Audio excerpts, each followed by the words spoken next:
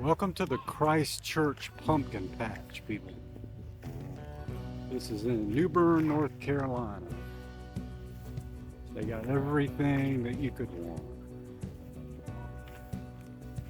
I think I bought a couple of pumpkins from here. It's cool. We'll get down to my talk here in a second.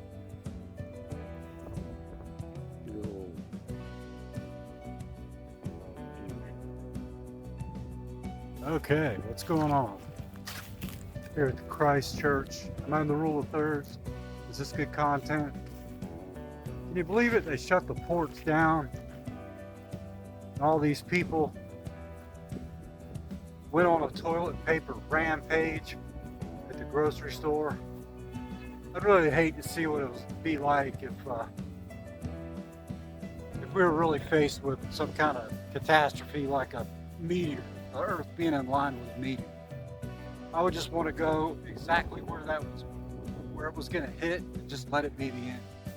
But anyway, that's not what we're going to talk about today. We're going to talk about gabapentin. What is it? Well, it's a GABA analog.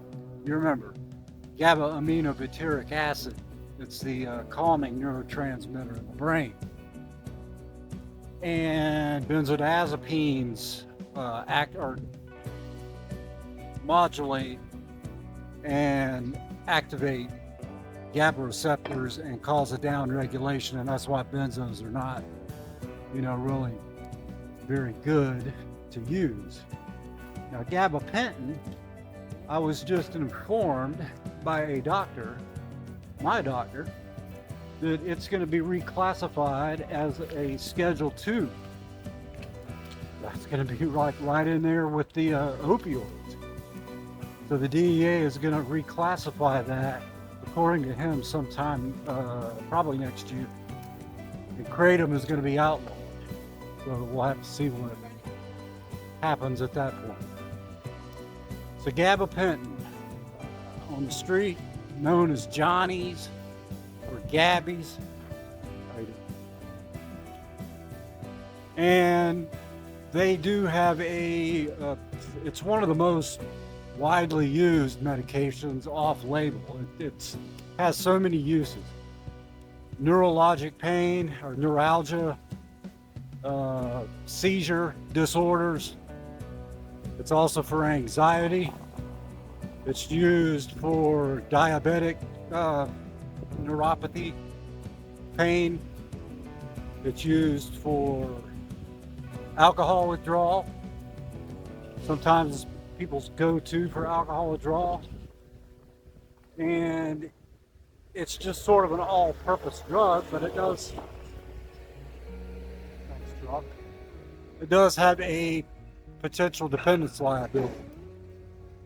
Psychological addiction potential is high, physical potential rather low, but once you've been taking gabapentin for a while, it's a lot like, even though it's a GABA analog, it does not have the same method of action as the benzodiazepines, but it can cause a similar withdrawal syndrome.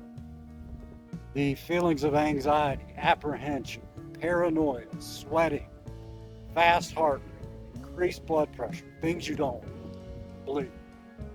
I've taken gabapentin before as well, and if you are put on this medication for one of these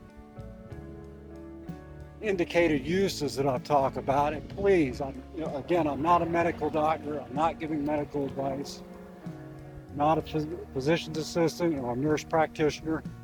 I'm just going on my own personal experience.